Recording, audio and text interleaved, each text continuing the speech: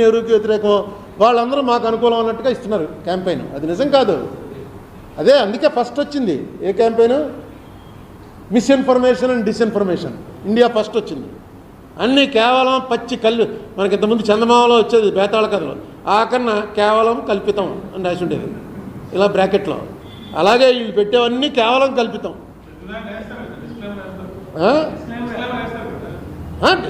Disclaimer మనం అన్నీ ఎవడ చూస్తాడు. ఇలా పట్టింది. ఇప్పుడు ఇందాక అడిగారుగా గాంధీ గారు ఇలాంటి కదండి అలాంటి కదండి అని.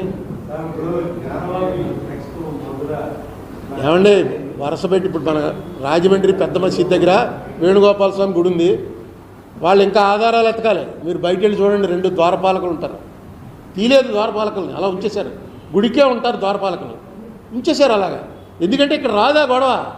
ఆ వేళ అక్కడ ఇస్లాంలోకి నా ఉద్దేశం ఏంటంటే ఆ వేళ వేణుగోపాల స్వామి గుడి దాని ధర్మకర్తలు ఎవరైతే ఉన్నారో వాళ్ళలో వాళ్ళ కుటుంబం, ఆ గుడి అప్పుడు కుటుంబాలకే ఉండేవి గుళ్ళు, ఎండోమెంట్లు ఏం లేవు. ఎవడో ఆయన మొక్కుకున్నానో ఆయన గుడి కట్టించేవాడు.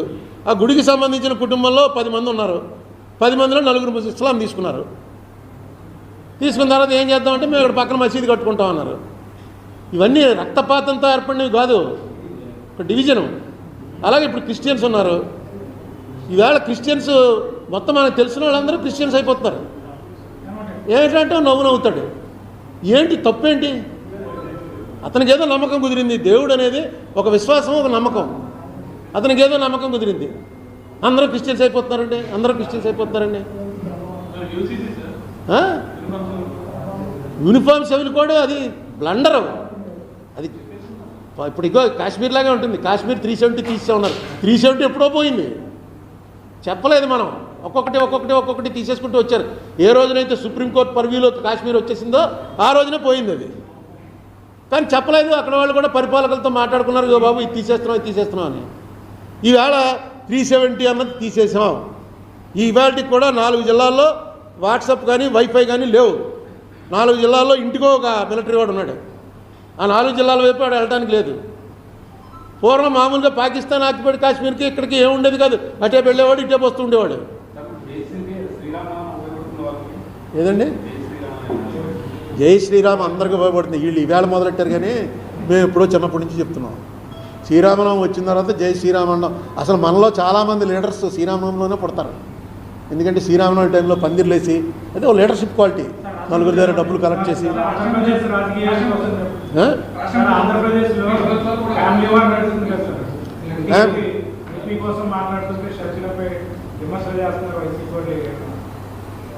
ఇవన్నీ ఇవి కొత్త ఏముందండి. షర్మిల జగన్ అన్నా చెల్లెళ్ళు ఎడ తీశారు మమ్మల్ని. అది చంద్రబాబు నాయుడు, రామూర్తి నాయుడు ఎవరు ఎడ తీశారు? అశోక్ గజపతిరాజు, ఆనంద్ గజపతిరాజు మా చిన్నప్పుడు వీళ్ళిద్దరూ ఎప్పుడు చెరో పార్టీలో ఉండేవారు. ఇద్దరు ఓన్ బ్రదర్స్. ఎవరో విడదీశారు. ఇప్పుడు ఆ కేసీఆర్ నాని బయటికి రాగానే వీళ్ళు టికెట్ ఇస్తున్నారు. ఎవరో విడదీశారు? ఒకే కుటుంబంలో ఇద్దరు ఉండకూడదా చెరో పార్టీలో?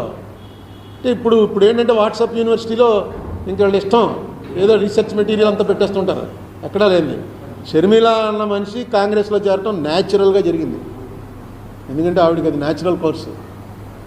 కాంగ్రెస్లో చేరాలి. ఈవేళ ఉన్న పరిస్థితుల్లో డెఫినెట్గా కాంగ్రెస్ స్ట్రెంగ్తన్ అవ్వాలి. ఆవిడ ఎంత స్ట్రెంగ్తన్ చేయగలదో నాకు తెలియదు, కానీ కాంగ్రెస్ ఈ దేశంలో స్ట్రెంగ్తన్ అవ్వాలి. రూలింగ్కి వచ్చినా రాకపోయినా అపోజిషన్ పార్టీగా బలపడాలి. బలపడితేనే ఎవడన్నా అడిగేవాడన్నా ఉంటాడు. ఏమో మీరు చెప్పాలి. రోజు జనంలో తిరిగేవాళ్ళు. షర్మిల డెఫినెట్గా రాజశేఖర రెడ్డి గారి కూతురు. రాజశేఖర రెడ్డి గారి మేనరిజమ్స్ అన్నీ ఉన్నాయి. మాట్లాడుతుంది, బయటకు వచ్చింది, చేరటం ఏ తెలుగుదేశంలోనో చేరితే అనుకోవచ్చు ఎంపీ అవ్వటం కోసం చేరిందండి, లేకపోతే ఎమ్మెల్యే మేమే పారేద్దాం కదా అది పెట్టచ్చు. కాంగ్రెస్లో చేరింది. వాళ్ళ పార్టీయే కదా కాంగ్రెస్. జగన్మోహన్ రెడ్డి ఫస్ట్ ఎంపీ అయింది కాంగ్రెస్గా. దీని మీద ఎక్కువ డిస్కషన్ అనవసరం. ఎవరిష్టమైన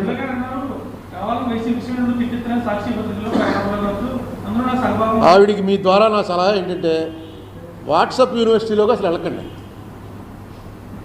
ఎందుకంటే ఎంతసేపు వాట్సాప్లోనే సాక్షిలో రాయిస్తున్నారు. అవును, స్టేట్మెంట్. ఇప్పుడు ఎలక్షన్ దగ్గరికి వచ్చాక వీళ్ళు తిట్టింది వీళ్ళ పేపర్లో రాస్తారు, వాళ్ళు తిట్టింది వాళ్ళ పేపర్లో రాస్తారు. కాంగ్రెస్కి పేపర్ లేదు, బ్యాడ్ అది. మిగతా అన్ని పార్టీలకి పేపర్లు ఉన్నాయి. విశాలాంధ్ర, ప్రజాశక్తి కూడా ఉన్నాయి. కాంగ్రెస్కి లేదు పేపరు. అంటే ఈ ఎలక్షన్లో వచ్చిన ఒక ఇదేంటంటే అర్బన్ ఏరియాలో చదువుకున్న వాళ్ళందరూ కూడా జగన్కి వ్యతిరేకంగా ఉన్నారు. ఇందుకు కారణం ఏంటంటే మనం స్కూటర్ వేసుకెళ్తుంటే రోడ్డు బాగోలేదు, ఇలాంటి కొన్ని చూస్తుంటే కనబడితే ఏం పట్టించుకోలేదండి. వాళ్ళ నమ్మకం ఏంటంటే వైసీపీ వాళ్ళ నమ్మకం more than 40% of the people beneficiaries. ఎప్పుడు ఎవరు ఇలా డబ్బులు ఇచ్చినవాడు ఈ దేశంలో కాదు, ప్రపంచంలోనే అవడం ఉండడు. అదే పని కదా. రేపు ఇవన్నీ కూడా గ్యారంటీగా రద్దు అయిపోతాయని వాళ్ళకి తెలుసు. ఎందుకంటే అవతల చంద్రబాబు గారే కాకుండా ఏ పవన్ కళ్యాణ్ అయితే నమ్మచ్చు. అవతల వస్తున్నది చంద్రబాబు గారు కాబట్టి ఆయన హిస్టరీ తెలుసు కాబట్టి ఆయన వస్తే డెఫినెట్గా రద్దు చేస్తాడు అని ఒక ఆయన మళ్ళీ ఏం చేశాడు, వీళ్ళకన్నా ఎక్కువ పెట్టాడు మేనిఫెస్టోలో. ఓ పక్కన మొత్తం అయిపోయింది, దివాళా అయిపోయింది అన్నటువంటి పరిస్థితిలో స్టేట్ ఉందని చెప్తూనే ఇంతకన్నా ఎక్కువ ఇస్తామని పెట్టాడు. అది ఎలా పాసిబుల్, దాని మీద డిబేట్ జరగాలి. వీళ్ళు ఎంతసేపు నువ్వేదవంటే నువ్వేదవని పెట్టుకుంటున్నారు. కానీ ఆ పార్టీ వాళ్ళు ఈ పార్టీ వాళ్ళు ముఖ్యులు ఎవరైనా వస్తే నేను దాంట్లో అది మీ పని నేను చేస్తాను. దాన్ని ఏమంటారు, విశ్లేషణ కాదు, మోడరేటా, రోజు కూర్చుని డిబేట్ చేస్తుంటారు. యాంకరింగ్ యాంకర్కి ఏంటి తెలుగు? పిచ్చ మాటలు కాదు. రాజమండ్రిలోనే నేను ఆహ్వానిస్తున్నాను టీడీపీని, వైసీపీ అధికారికంగా, మీ సమన్వయకర్తలు కాదు, మీ స్పోక్స్మెన్ అధికారికంగా రావాలి. ఎవడో ఒకటి నేను స్పోక్స్మెన్ అని వస్తే కాదు, నేను చేస్తాను. నేను కూర్చుని ఇక్కడే పెడదాం, ఎక్కడెక్కడో కూర్చుంటారు. నేను నా ఎలక్షనే ప్రిడిక్ట్ చేయలేదు ఎప్పుడు. ఏం చెప్పాలి ఇప్పుడు? అదే ఇప్పుడు వీళ్ళు జనరల్గా అధికారంలో ఉన్న వాళ్ళకి జనసేన తెలుగుదేశం కలిసిపోయా అనగానే కొంత షేక్ రావాలి. ఎందుకంటే డెఫినెట్గా అది చాలా డెడ్లీ కాంబినేషన్. కానీ చూస్తుంటే వాళ్ళు ఏం షేక్ అవుతున్నట్టు నాకు కనపట్లే. వాళ్ళు ఎవరినైనా అందులో పెద్దవాళ్ళని అడిగితే వాళ్ళు ఏమన్నారంటే, నువ్వు ఒకసారి పల్లెటూరుకి వెళ్ళి చూడుగురు, నువ్వు రాజమండ్రిలో కూర్చుని కబుర్లు చెప్పడం కాదు అంటున్నారు.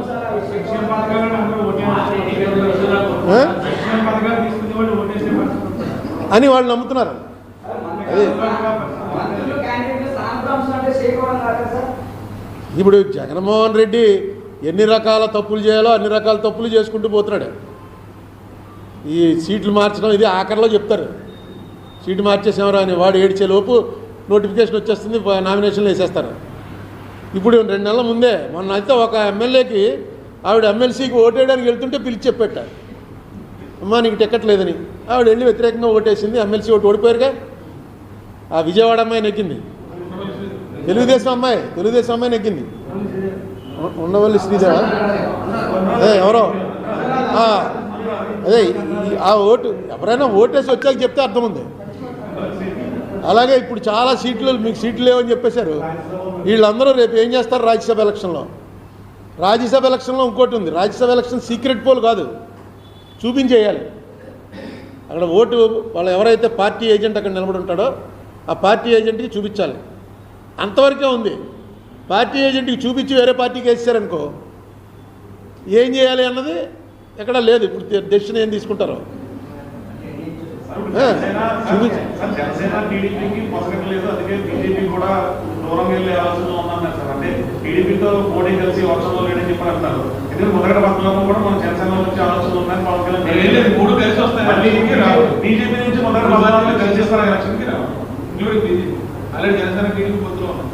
ఈ పొత్తులు కూడా ఇప్పుడు ఇదంతా కూడా మోడీ తేల్చాలి. మోడీ అన్నవాడు మన జగన్ అన్నవాడు ఒకటే పరిస్థితి. వాళ్ళ మనసులో ఏమొస్తే అది చేస్తారు. మోడీ కనీసం అమిత్ షాతో మాట్లాడతాడు, జగన్ ఎవరితో మాట్లాడో ఎవరు చెప్పలేకపోతున్నారు.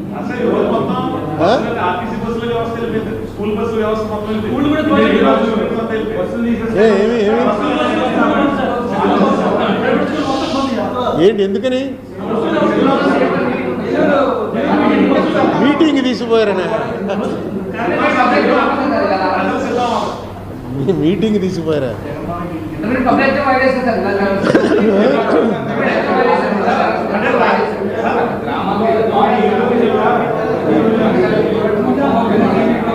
రాజకీయాలు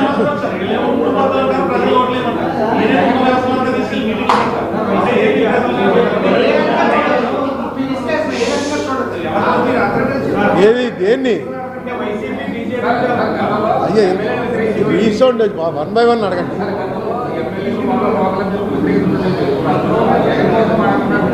ఏమండి జగనే 175 స్థానాల్లో జగనే క్యాండిడేట్ కింద లెక్క. వేస్తే జగన్కి వేస్తారు, లేకపోతే జగన్ ఓడిస్తారు తప్ప మిగతా పార్టీలా కాదు. క్లియర్గా చెప్పేస్తున్నాడు అతను. ఏమో మరి ఆ ధైర్యం ఏంటో అతని సర్వేలు ఏమొచ్చిందో నాకు తెలియదు. కానీ మీకు రాజమండ్రి నేను నా ఉదాహరణ చెప్తానండి. 1900 మీరు అందులో మీలో సీనియర్స్ ఉండుంటారు. అప్పుడు 94లో నాకు అసెంబ్లీ టికెట్ ఇచ్చారు. ఉన్నావు కదా అప్పుడు. ఆయన ఉన్నాడు, కృష్ణకుమార్ ఉన్నాడు, దివాకర్ ఉన్నాడు, రామనారాయణ ఉన్నాడు. ఓడిపోయాను కదా, ఓడిపోయాను. అందులో అనుమానం. ఎందుకు ఓడిపోయాను మెయిన్ అంటే ఏసీ వైరెడ్డి గారు సిట్టింగ్ ఎమ్మెల్యే. సిట్టింగ్ ఎమ్మెల్యేకి చెప్పలే నీ టికెట్ తీసేస్తున్నామని. అక్కడ పివి నరసింహారావు ప్రధానమంత్రిగా ఉండి ఇదేంటిది 70 మంది ఆ రెడ్లు తగ్గించాలి, మనం 10 అన్నా తగ్గించాలి కనీసం అని చెప్పి మీటింగ్లో అన్నట్ట. అన్నాడని వార్త ఇదంతా పేపర్లో వచ్చింది. 10లో తగ్గించాలంటే ఏసీ వైరెడ్డి ఫస్టే తీసేస్తారు. ఎందుకంటే ఆయన మున్సిపల్ చైర్మన్గా చాలా పాపులర్. ఎలాగా మున్సిపల్ చైర్మన్ ఎలక్షన్ వస్తుంది, దాంట్లో చైర్మన్ అవుతాడు అని అనుకున్నారు. ఆయనకి చెప్పలే. తర్వాత ఆయన గొడవ చేశాడు, నాకు వ్యతిరేకం చేశాడు డైరెక్ట్గాను. ఓడిపోయాడు. మళ్ళా 2004లో నాకన్నా బలమైన క్యాండిడేట్ చిట్టూరు రవీంద్ర. ఆయన 96లో ఎంపీ చేశాడు. 99లో ఓడిపోయాడు. ఓడిపోవడం కూడా మిగతా వాళ్ళతో పోలిస్తే చాలా తక్కువ తేడాతో ఓడిపోయాడు. ఆయనకి 2004లో టికెట్ ఆయన తీసేసి నాకు ఇచ్చారు. ఇస్తే ఆయన ఎలా చేశారు, అది లాస్ట్ ఇంకా నామినేషన్లు రేపు వేయాలి. ఈవేళ చెప్పి రాజశేఖర రెడ్డి ఏం చేశాడంటే, రవీంద్ర నువ్వు బూరుగుపూడి అసెంబ్లీకి వెళ్ళు అన్నాడు. నాకు ఇంట్రెస్ట్ లేదండి, నేను ఇంటికి వెళ్ళిపోతాను, ఎంపీకి అయితే పోటీ చేస్తాను, లేకపోతే నాకు అక్కర్లేదన్నాడు ఆయన. అంటే అలా కాదు, ఇదిగో బ్లాంక్ ఫారం బూరుగుపూడి నీకు ఇచ్చేస్తున్నాను, నువ్వు వెళ్ళు అక్కడికి. ఇదిగో అరుణ్ కుమార్, నా బీఫామ్ కూడా ఆయనే తెచ్చాడు. ఇదిగో అరుణ్ కుమార్ బీఫారము, ఇదిగో బూరుగుపూడి బీఫాము, ఈ 2 పట్టుకునేళ్ళు. నీకు బూరుగుపూడిలో నువ్వు రాసుకో, నీకు ఇష్టం లేదు అక్కడ వాళ్ళని కూర్చోబెట్టి ఎవరో టికెట్ అడిగితే వాళ్ళ పేరు రాసి ఇచ్చేసాయి. అరుణ్ కుమార్ నాకు అవసరం, నా కోసం నేను ఢిల్లీ పెట్టుకున్నాను. సోనియా గాంధీ గారు కూడా అతను ఢిల్లీ తీసుకురావాలన్నారు, అందుకని తప్పలేదు. అంటే అతనికి ఏంటో కథలు చెప్తున్నారు నాకు అనుకుంటూనే వచ్చాడు. ఆయన వచ్చిన ఆయన ఇంత రిక్వెస్ట్ చేశాడు రాజశేఖర రెడ్డి, మనకి ఆ బీఫార్మ్ ఇస్తున్నాను. ఎందుకు నేను సర్లే బూరుగుపూడి వచ్చి అడిగాడు. బూరుగుపూడి నన్ను ఏమన్నారు, బూరుగుపూడి వాళ్ళంతా తిరగబడేవాడికి పట్టుదల వచ్చింది. తిరగబడతారు, పెద్ద గొడవ వేళ పట్టుదల వచ్చి ఆయన పేరు రాసుకుని నామినేషన్ వేసాడు, నెగ్గాడు. నేను నెగ్గాను. ఇది పద్ధతి, చేసే పద్ధతి. కేవలం ఆ రోజున రవీంద్ర అక్కర్లేదని వెళ్ళిపోయి వ్యతిరేకం చేయకపోవడానికి కారణం ఏంటంటే రాజశేఖర రెడ్డి చెప్పిన మాటతోటి ఎందుకు మనం రాజశేఖర రెడ్డికి వ్యతిరేకం చేయాలి, అతను అడుగుతున్నాడు రేపు ఎలాగా సీఎం అవుతాడు. దానికి తగ్గట్టుగానే రాజశేఖర రెడ్డి సీఎంగా ఉన్నప్పుడు చిట్టూరు రవీంద్ర ఆయన చేసిన బూరుగుపూడి కాన్స్టిట్యున్సీలో చేసిన పనులు ఎవడో ఎక్కడా చేసి ఉండడు. ఏమడిగితే అది ఇచ్చేసేవాడు. ఎందుకంటే రాజశేఖర రెడ్డికి అది గుర్తొచ్చేది, మన మాట మీద వెళ్ళి అంటనే ఇలా చేశాడని. ఈ పాలిటిక్స్లో గివ్ అండ్ టేక్లో ఉంటుందండి. ఎవరో కూడా ఎవరి కోసం త్యాగం చేయడు, ప్రతివాడు ఆడి కోసమే ఉంటాడు.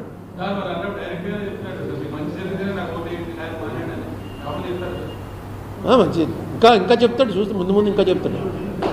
చెప్పకపోతే అలాగా. ఇప్పుడు ఆ ఎలక్షన్కి అతని క్యాంపెయిన్ ఏముందా, ఇంకా అతని క్యాంపెయిన్ అతన్ని చూసే ఓటేయాలి. మీకు చెడు జరిగినా నాకు ఓటేయండి అని ఎవడని అంటాడా? మీకు మంచి జరిగితేనే ఓటేయండి అంటున్నాడు.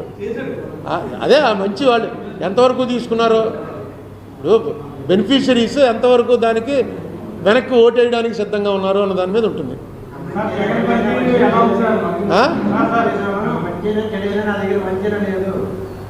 అని ఎవరంటున్నారు?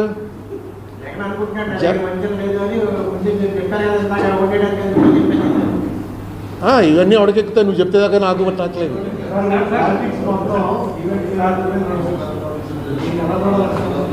ఇది ఒక వ్యాపారం గురించి, ఇది మార్కెట్ అనాలిసిస్ చేసేవాళ్ళు మార్కెట్ అనాలిసిస్ చేస్తున్నారు. ప్రశాంత్ కిషోర్ వీళ్ళంతా అదే. దాన్ని బట్టి వచ్చి ఎంత పెట్టుబడి పెట్టాలి, ఎంత వెనక్కి వస్తుంది లెక్కలేసుకుంటున్నారు. ఇది ఒక వ్యాపారం. ఈ వ్యాపారంలో ఓటర్స్ అనేవాళ్ళే కమోడిటీస్. ఎప్పుడో మొన్న ఎక్కడో చదివాను, ఎవడో ఆఫ్రికన్ లీడర్ చెప్పాడు ఏమనంటే, ఎప్పుడైతే ఉన్న వ్యాపారాలన్నింటిలోకి పరిపాలన అన్నది అతి గొప్ప వ్యాపారం అవుతుందో అప్పుడు ప్రజాస్వామ్యంలో ప్రజలే కమోడిటీస్. మన అందరం ఓటర్స్ కాదు, మనంతా కమోడిటీ. ఏం పెడితే వీడు వస్తుంది వీడు ఓటు అని ఆలోచిస్తారు. మిడిల్ క్లాస్ ఓటు వ్యతిరేకంగా ఉంది అని చెప్పారు జగన్కి. మిడిల్ క్లాస్ ఓటు వ్యతిరేకమైతే ఆటోమేటిక్గా లోవర్ క్లాసే సపోర్ట్ అవుతారు. మన ఇద్దరం కారులో వెళ్తూ జగన్ తిట్టుకుంటూ వెళ్తున్నాం అనుకో, ముందు డ్రైవర్ డ్రైవింగ్ చేస్తూ ఉంటాడు, అమ్మ వీళ్ళందరూ వ్యతిరేకం అనమాట, వీడేదో మనాడే వీడు మనకి చేస్తున్నాడని వ్యతిరేకం వీళ్ళు అనుకుంటారు. అదే క్లాస్ వార్. క్లాస్ వార్ చెప్తున్నాడు కదా.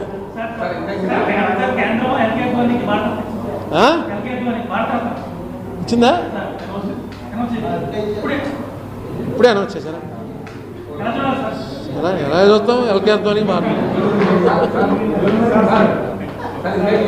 ప్రధానమంత్రి. నేను ఫస్ట్ అద్వానీని చూసినప్పుడు ప్రధానమంత్రి అవుతాడు అనుకున్నాను. మోడీ గారు వచ్చారు, అది పోయింది. తర్వాత మొన్న ఎప్పుడో మోడీ గారు వచ్చిన తర్వాత పార్లమెంట్కి వెళ్ళినప్పుడు ఆయన వరండాలో నడిచొస్తుంటే చూశాను, ఆరోగ్యంగా ఉన్నాడు. రాష్ట్రపతి అవుతాడేమో అనుకున్నాను, అది పోయింది.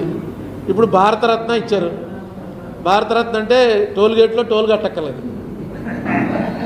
అక్కడ వేళ వెళ్ళి ఏ ప్రెసిడెంట్లో ఆయన ఉండాలో ఆ ప్రెసిడెంట్ దగ్గర నుంచి ఈయన తీసుకుంటాడు. నేను చూసింది వాళ్ళకున్న బెనిఫిట్ ఏంటంటే, టోల్ గేట్స్ దగ్గర పెద్ద బోర్డు ఉంటుంది, భారతరత్న, పద్మవిభూషణ్, పద్మభూషణ్, పద్మశ్రీ, వీళ్ళెవరూ కూడా టోల్ కట్టక్కర్లేదు. అదొకటి. అంత మించి ఆయన ఇప్పుడు ఆ గౌరవం వల్ల ఆయన పెరిగే గౌరవం ఏముండదు. ఎల్కే అద్వానీ అనే మనిషి గౌరవం భారతరత్న ఇవ్వడం వల్ల కొత్తగా పెరిగేదే ఉండదు.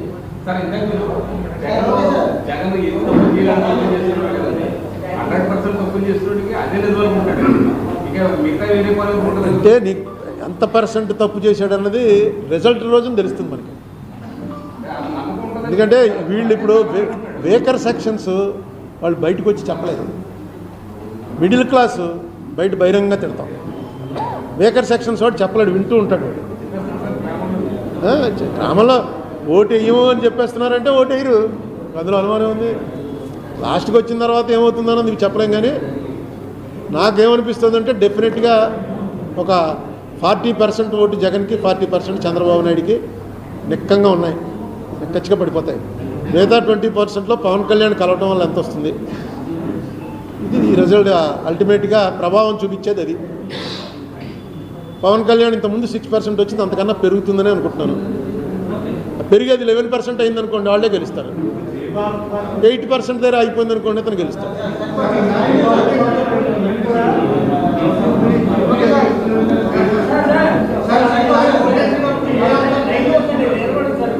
మీరు లేచిపోతే నేను లేచిపోతాను. మీకోసమే మేము ఉన్నది.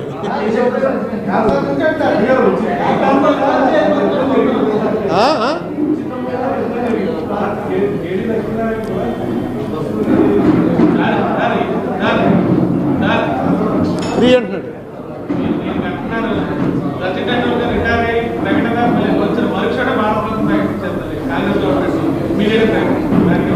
ఎవరికి? సచిన్ టెండూల్కర్ ఏం కాంగ్రెస్ వాడు కాదుగా.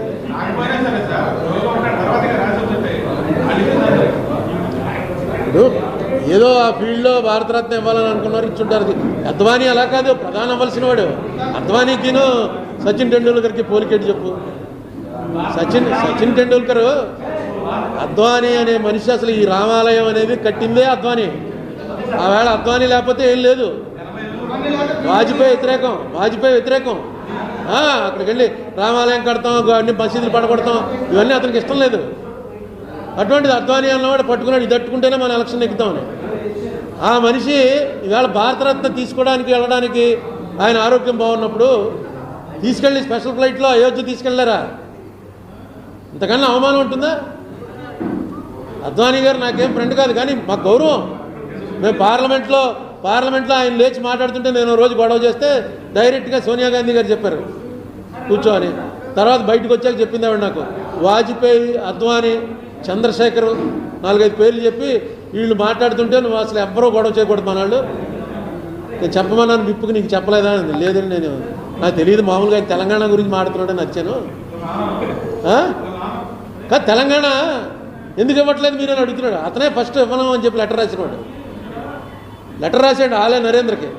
తెలంగాణ ఏమి ఇవ్వట్లేదు, మేము ఇవ్వక్కర్లేదు, డెవలప్మెంట్కి రాష్ట్రాల విభజనకి సంబంధం లేదని అన్నవాడు పార్లమెంట్లో తెలంగాణ మీరు ఎందుకు ఇవ్వట్లేదని చెప్పి గొడవ చేస్తుంటే మనం అడ్డుపడాలి కదా. నోరెత్తి మీరు ఒక కెమెరా ఎత్తేసారనుకో మొత్తం వెళ్ళిపోతారు. అంటే ఇప్పుడు ఇక్కడ చెప్పకుండా వదిలేస్తే వచ్చి లోపల కూర్చొని అడుగుతారు ఏం చెప్పగలను.